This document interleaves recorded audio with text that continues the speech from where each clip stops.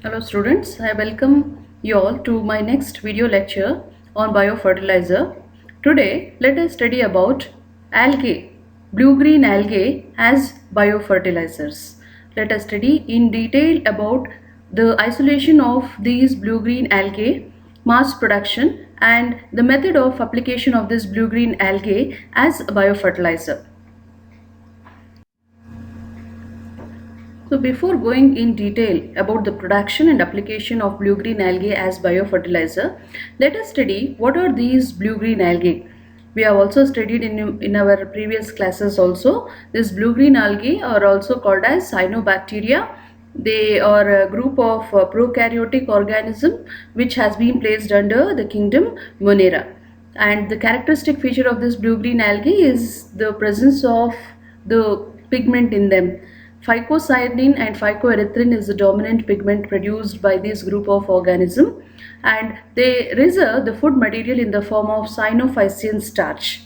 And another important thing is they have been covered over by a thick mucilaginous sheath, and also they are characterized by having a special ability of fixing the atmospheric nitrogen in a special structures called as heterocyst, and they reproduces only by asexual method of reproduction, that is by fragmentation or by the production of various kind of spores, say for example heterocyst or echinites or hormones formation, etc.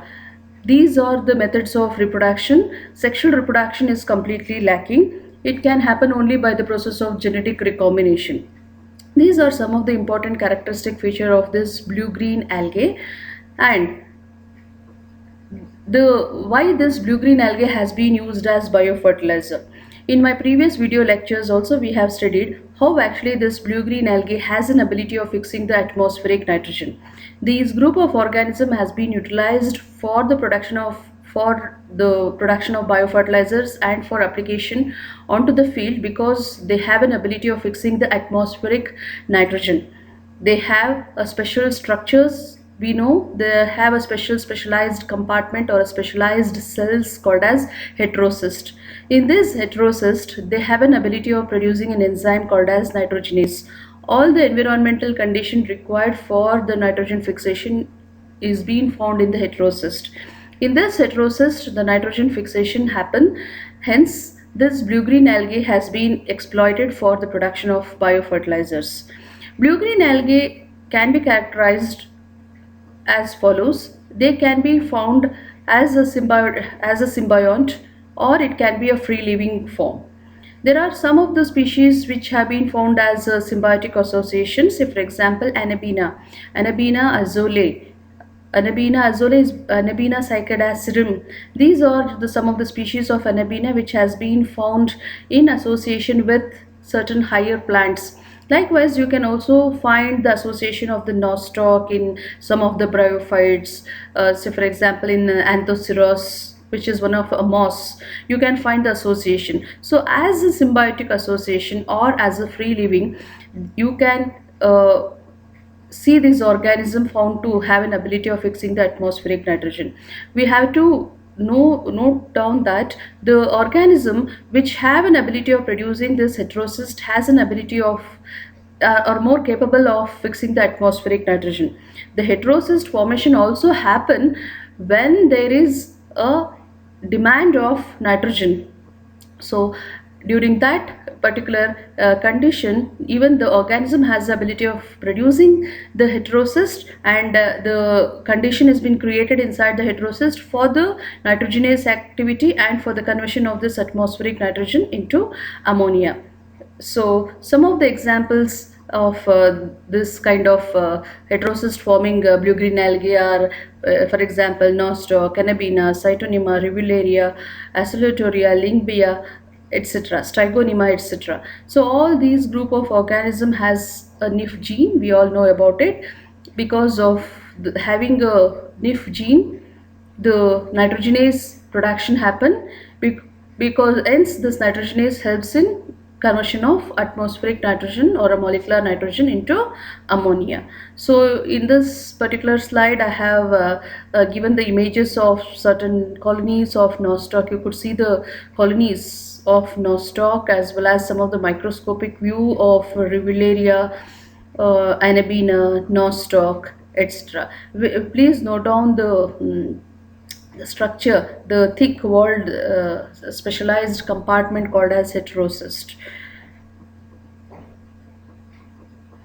Hence, because of this property, this blue-green algae has been extensively used in the agricultural field as a biofertilizer, as well as extensively is used especially in the paddy field. Why? Because in the paddy field, because for the process of the cultivation of this paddy also stagnant water is required. You know, this blue-green algae grows preferably in a stagnant water or cool, shady and moist places. So the environmental condition is apt in the paddy field, preferably in such region, in such cultivation of paddy, this blue-green algae has been extensively used.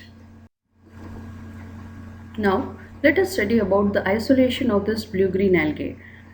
Like other bacteria or fungi or actinomycetes, in the same way even this blue-green algae can be isolated in vitro condition. We have also studied about this in our previous semester. So the different methods of isolation is by serial dilution. In order to get the isolated colonies, better to dilute the sample.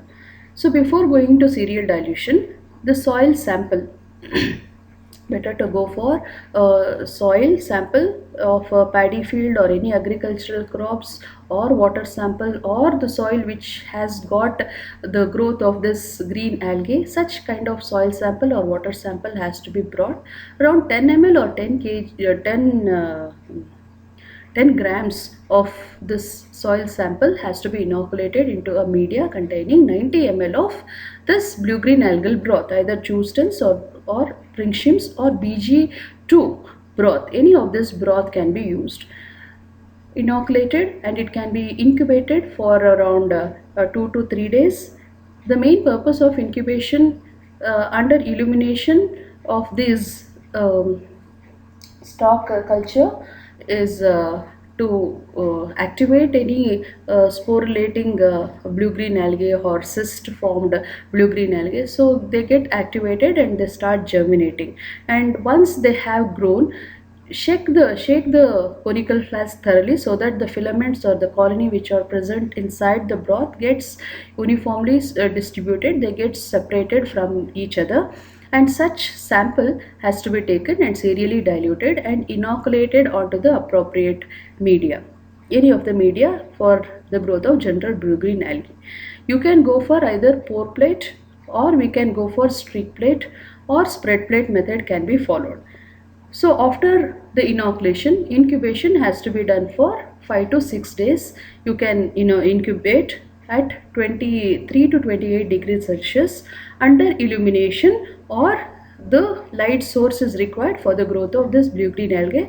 As you all know, they are photosynthetic bacteria where they require some amount of sunlight for the process of their growth. That is the reason it has to be incubated in illumination. So once you could find the isolated colonies, identify those colony using any of the microscopic and morphological characters using appropriate keys, and also we can go for further molecular studies if required, and preserve them by subculturing into the new sterile medium. So that is one method of isolation. The other method of isolation of this blue-green algae by using micromanipulator. So here in this micromanipulator, what we have to do is a drop of the culture of this blue-green algal suspension has to be taken in a sterile cover slip, and it has to be placed on the stage of the microscope, and you have to view that particular suspension. The algae has to be viewed through the eyepiece, and using a capillary pipette or a micropipette or a capillary tube, you have to trap that particular algae it has to be collected in that particular capillary tube, and immediately it has to be transferred into a test tube containing sterile broth. And such inoculated test tube containing broth has to be incubated under illumination at 25 to 30 degrees Celsius and observe for the growth of algae. That is micromanipulator. For this particular method, a high amount of experience as well as the technology is technique of handling this particular algal cell is highly essential. That is the method of isolation using micromanipulator. One is by serial dilution. The main purpose of going for serial dilution, you know that in order to get the isolated colony so that it is easy to isolate the pure culture. Then inoculation can be done by either spread or streak plate or by pour plate method, and using micromanipulator you can pick up an isolated cell of a cell in a suspension, and immediately it can be transferred into a sterile broth and allow that particular cell to grow. So that is the other method of using this micromanipulator to get the pure culture of algae. And these are some of the media as I was mentioning. Choose medium number 10 or Pringsham's media is preferable for the growth of any kind of blue green algae. And there are some images towards the right which indicates the method of cultivation of this blue green algae under illumination, and you could see the isolated colonies also. This is a kind of inoculation using a spread plate or pour plate method. In my previous slide, we could see the growth of the blue-green algae by streak plate method. The main ingredients in this media is macro as well as micronutrients, and appropriate pH has to be maintained. So this is about the media which we can use for the isolation of the blue-green algae. So we have studied how to isolate this blue-green algae and the identification. Since it's an algae, we can have to observe it under the microscope by simple staining. See for the morphological characters, microscopic characters, and it has to be identified using appropriate taxonomy keys. And molecular characterization can be done by extracting the DNA and going for sequencing, etc. So this is about the isolation and identification of blue-green algae. Then coming to the mass production, if it is we can go for, we have also studied about this mass production in our previous semesters using photobioreactor. If you want to grow a monoculture, a single culture, say if you want to grow only a nostoc, then you can go for photobioreactor, or you can also go for open ponds, circular ponds or oblong ponds. We can, this is how in industries the production they are going to do for this blue green algae. So now let us study how actually this blue-green algae or cyanobacterial biofertilizer can be prepared in small scale in our field. One is by pit method. This is very simple method of cultivation of this blue-green algae. We can prepare a pit, as we can see in the image towards the right. Prepare a pit of the dimension 6 into 3 into 9, 6 into 3 length and breadth and the height of that particular pit. So such pit has to be prepared, and you can overlay with a polythene sheet. The main purpose of overlaying the polythene sheet is to avoid the seepage. Or you can also prepare a bund, that is a proper bund has to be created around this particular pit so that the seepage of the water is avoided. Fill this particular pit with some amount of soil. The purpose of adding soil is to provide the nutrition. Soil, you know, it is a natural media for the growth of any of the plants, any of the phototropic organism. So soil is the source of any of the organism, if that is the case. So that is the reason we are going to fill this particular pit with some amount of soil and 200 grams of super phosphate. The main purpose of adding the super phosphate is to provide the phosphate source. Phosphate, usually phosphates are insoluble, only in the soluble forms the organism can utilize them. So that is the reason we are providing some amount of super phosphate to the for the growth of this blue green algae, and add water into the pit. Sprinkle the starter culture, whatever the culture we have grown in our laboratory. Such starter culture has to be brought, and it has to be sprinkled over this particular water, and allow this for 1 week. After 1 week you can see the growth of this algal scum formation happen on the surface of the pit. And once you can find this algal scum, allow the water to dry, and you can also drain the excess of water. And once this water is being dried, you can find the algal flakes which has been collected, which can be collected and stored in polythene bags. So once again I will explain this. Here in pit method, pit has to be constructed where the dimension is 6 into 3 into 9 feet. Fill this particular pit with soil and 200 grams of super phosphate, which acts like a fertilizer, and water has to be added. Algae, they are the one which can be found in aquatic condition, or cool, shady and moist places are required. So that is the reason, fill water, add super phosphate and 200 grams of super phosphate, and soil has to be added, since soil acts like a nutrients for the growth of algae. Sprinkle the starter culture, allow it for 1 week. You could see the growth of algae on the surface of the stagnant water, and allow the water to dry. Once the water has been dried, you can see the algal flakes. So collect those algal flakes and store in polythene bag. This is about pit method. And also we can prepare this biofertilizer in tray method. Metallic tray has to be prepared, 6 into 3 into 6 meters. Such kind of trays has to be prepared. This is for small scale production. Large scale production, we have to go for big ponds, circular ponds or oblong ponds. Such things has to be utilized, or has to be used for mass production, large scale production. Small scale production, we can go for this method also, using trays. Such trays has to be prepared. Into these trays, add about 10 kg of paddy field soil.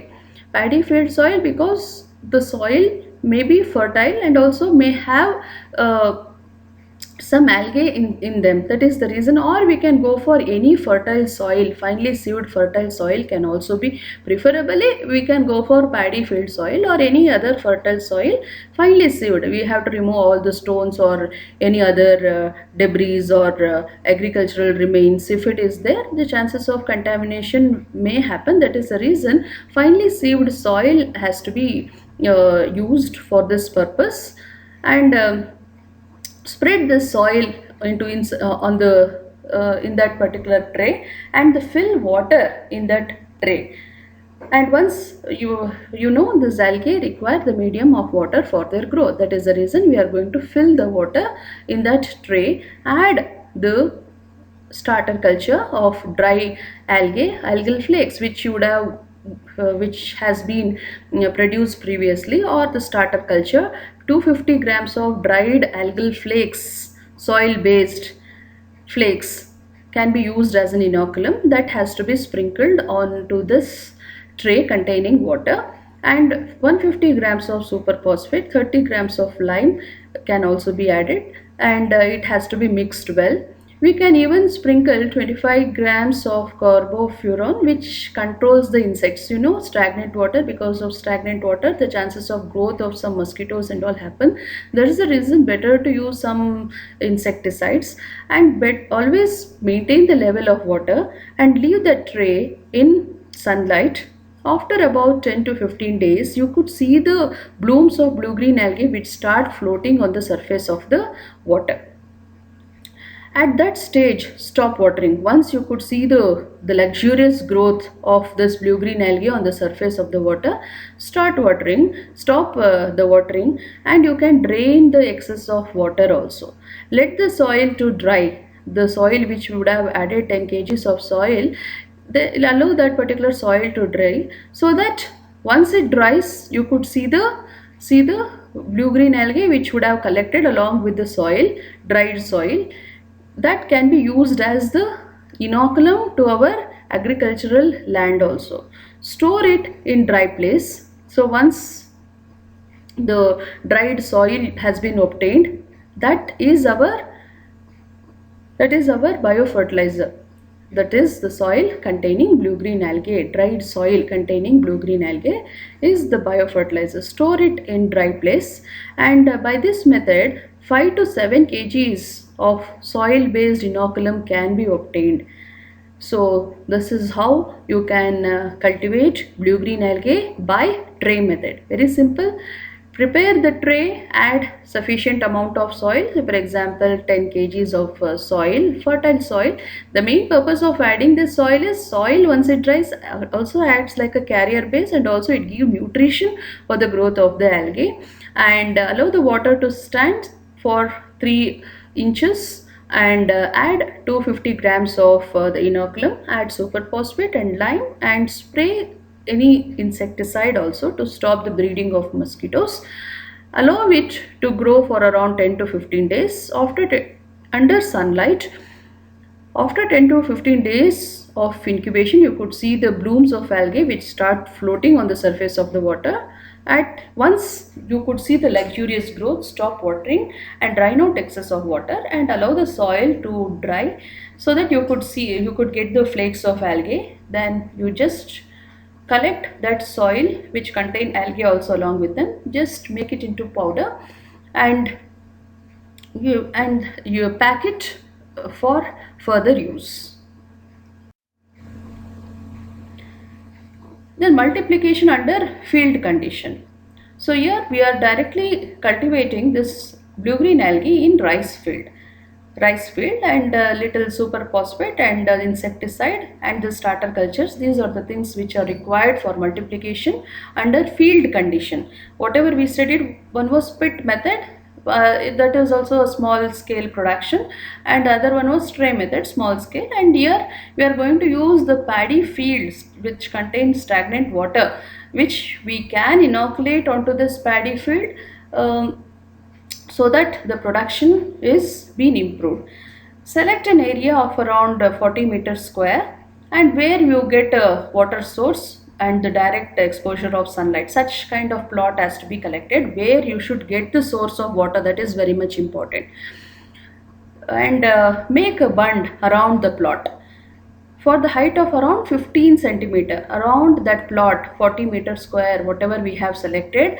To that, make one bund of the height of 15 centimeter. Give it a coating with the mud to prevent the loss of water due to percolation, so that the bund has to be prepared in such a way that water should not move from that particular plot. That is what this means. Then plot is prepared well uniformly, that is, it has to be leveled properly, and allow the water is allowed for the depth of 5 to 7.5 centimeter, and it is left for 12 hours. Add water into such plot so that the depth is around 5 to 7.5 centimeter, 5 to 8 centimeters water level has to be left. So, and leave it for 12 hours, so that once you leave it for 12 hours, that amount of water should be there. That is what this means. Then apply 2 kgs of superphosphate for 40 meters square. 2 kg of superphosphate is required. 200 kgs of lime. Lime is being used to neutralize the pH of that particular soil. That is the reason we are going to use lime.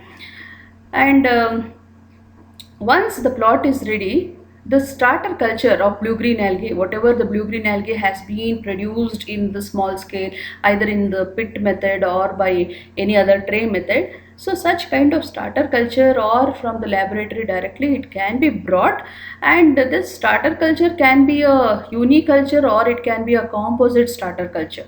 Composite starter culture means it contains many species of blue-green algae.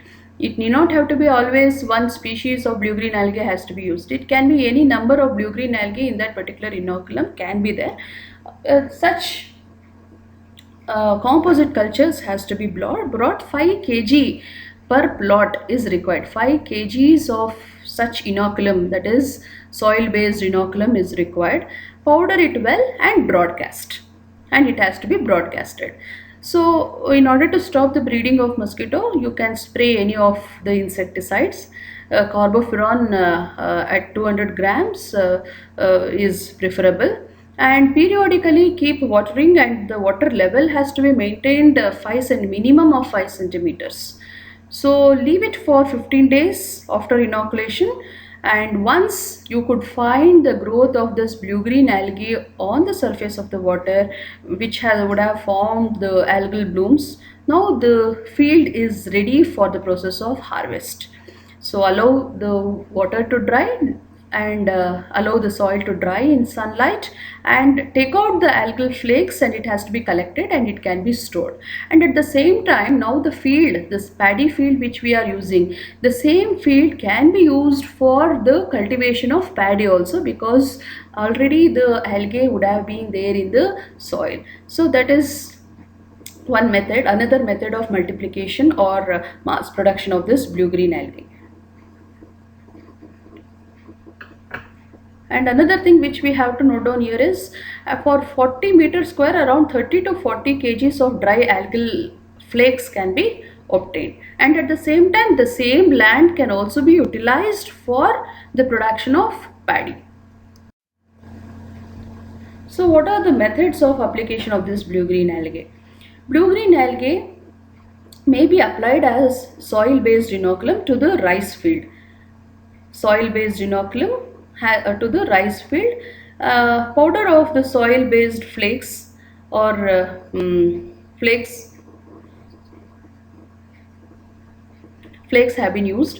Mix it with 10 kgs of soil or sand. Whatever the soil base of algal flakes have been obtained, mix it with 10 kgs of soil or sand. That is 10 kg of powdered algal flakes with 10 kg of soil or sand. Such mixture has to be prepared, and BGA is that is blue-green algae has to be inoculated on 7 to 10 days after rice planting. Once the rice has been planted, rice, you could see in the images at the base of this particular slide, you could see the paddy field where the inoculation of blue-green algae would have happened, and the inoculation of this blue-green algae has to be done after 7 to 10 days after transplanting of this rice. And water level again has to be maintained to 3 to 4 inches for the maximum growth and development of this blue-green algae. After a week of inoculation of this blue-green algae, you could see the algal growth, which you can see as the algal mat, which will be floating on the surface of the water after 2 to 3 weeks of inoculation. The algal mat color will be green or brown or yellowish green in color, that you could observe on the in the field of the paddy. And because of the presence of this blue-green algae in the paddy field, the nitrogen fixation happen through this particular organism, so the fertility of the soil improves. So this is how the application of this blue-green algae can be done. One is soil-based inoculum has to be brought to the field, especially to the paddy field, and it has to be mixed with 10 kg of soil and 10 kg of powder algal flakes.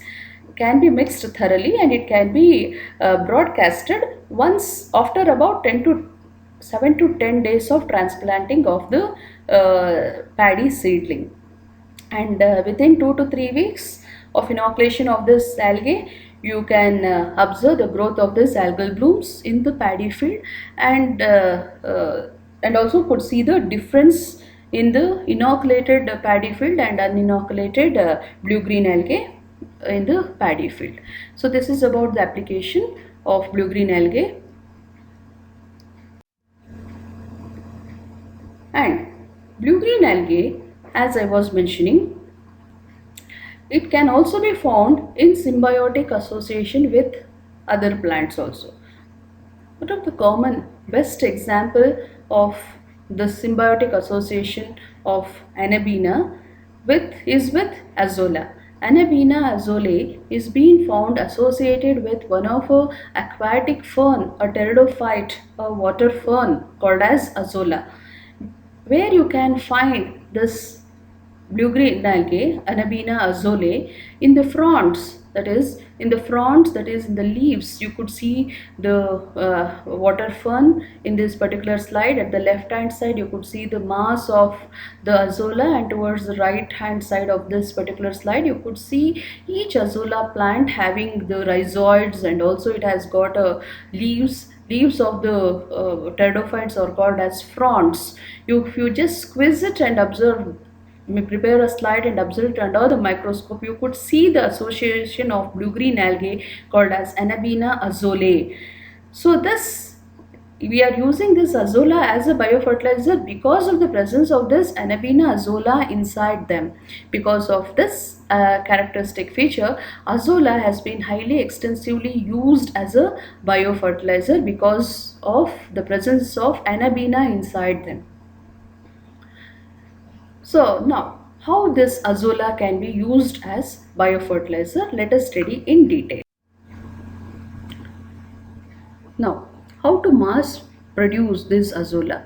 Initially, this azolla has to be grown in nurseries in small scale. Later, for the scaling up of this azolla, it can be used, that is, which has the azolla which has been produced in nursery or grown in nursery can be utilized for large scale cultivation, and also these azolla can be easily adopted by the farmers. So that is the reason this azolla has to be grown initially in nurseries. For the growth of this azolla in nurseries, we require a 40 square area plot, cattle dung.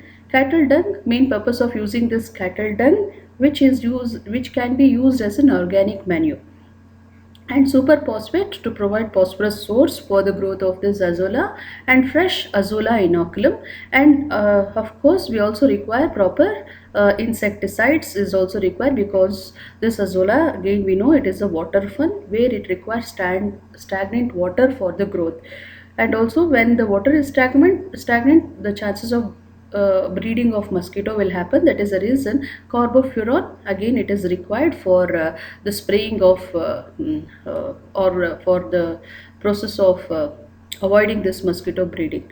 So how to proceed?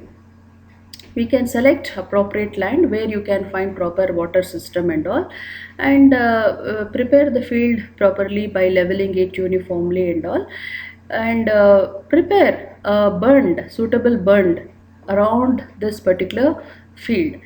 This is to avoid the seepage of water. We have to provide proper bund for this, and maintain the water level to 10 centimeter. 10 centimeter of water has to be always maintained in this particular field, and mix around 10 kgs of cattle dung in 20 liters of water and sprinkle in the field. Apply 100 grams of superphosphate and inoculate fresh azolla biomass. 8 kgs of biomass is required for one plot. Later, you can add some amount of superphosphate as a top dressing fertilizer on 4th and 8th day after azolla has been inoculated. You can spray carbofuron in order to avoid the breeding of mosquito. Always maintain the level of water to 10 centimeter height throughout the growth period. 2 to 3 weeks is required for the growth of the azolla. After 2 to 3 weeks of incubation or the growth period, you could see the growth of azolla mat which will be floating on the plot. So you can harvest those azolla and drain the water, and you can record the biomass, how much grams of azolla, how much kgs of azolla has been produced in one cent, that is 40 square meter, how much of azolla has been produced, that we can record.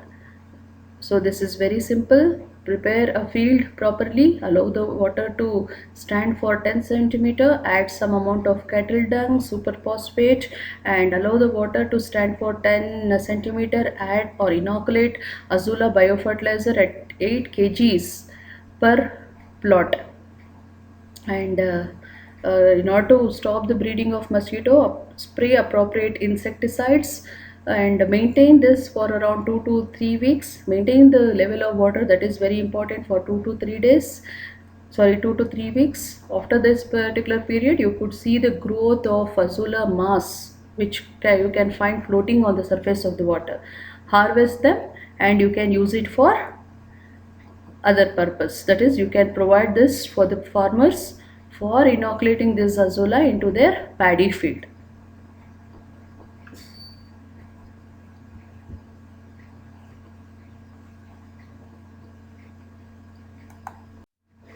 So this is the image of the nursery where you could see the pit which they have, or a tank which they have prepared, and a cement tank they have prepared, and they have allowed the water to stand in that, and they have inoculated Azolla. And after 2 to 3 days of inoculation, you could see the growth of the mat of Azolla on the surface of the water. Later the floating Azolla can be harvested and it can be dispatched for the application. So how to apply this biofertilizer? It can be used as green manure for rice crop. Collect fresh Azolla biomass from the Azolla nursery, and as usual for paddy field, however, we are going to prepare the wet land where we can see the water stagnating, water can be found. Just broadcast or inoculate this Azolla into such paddy field so that the Azolla multiply by itself after 2 to 3 days, 3 weeks, and the Anabina which is present inside them will fix the atmospheric nitrogen. And at the same time, Azolla can be inoculation can be also of a dual crop for rice, that is, apart from rice cultivation in a paddy field, we can also cultivate this Azolla. That is what this dual crop culturing means. That is, select the rice field, collect fresh Azolla inoculum from Azolla nursery, broadcast the fresh Azolla into such rice field, uh, and you can also maintain, as even for paddy also, the water level has to be maintained the same way. 5 to 7.5 centimeters of water level has to be maintained, and after 4 weeks you can see the growth of Azolla, which you can harvest. We can harvest, or we can leave it for some more days for the nitrogen fixation. And later, after 8 weeks of the inoculation of this Azolla, you could see the entire field along with the rice, along with the paddy field. You could also find the growth of this particular Azolla in that stagnant water. We can also harvest this Azolla and can be used for as a biofertilizer, fresh biomass, and also this Azolla, because of the growth of the Azolla in the paddy field, the chances of weed growing may also reduce in the paddy field. That is another advantage of using this Azolla. By two harvest of this Azolla by 8 weeks, you could see the growth of around 20 to 25 tons of Azolla can be produced per hectare of rice field. So you can harvest these Azolla and can be applied for other paddy fields, or it can be also being sold by the farmers. So these are some of the methods of Azolla application. One is just inoculating this Azolla onto the rice field, that is green fresh Azolla biomass you are going to broadcast onto the rice field. And you can also go for the growing of Azolla as well as paddy in the same field, where you can harvest paddy also, and at the same time Azolla also you can harvest. Say for example, 20 to 25 tons of Azolla can be produced per hectare. And this is about the application of Azolla as a biofertilizer. And also I have given some YouTube links. You can also observe those documentaries, how actually this Azolla has been cultivated in in other countries. I think this YouTube is from some Malaysian country. I feel you just go through those YouTube videos also, so that you can understand better about the dual cultivation of this azula with that of rice. So thank you for your patience to listen this algae as a biofertilizer. So in my next class, let us study about phosphate solubilizers as biofertilizers.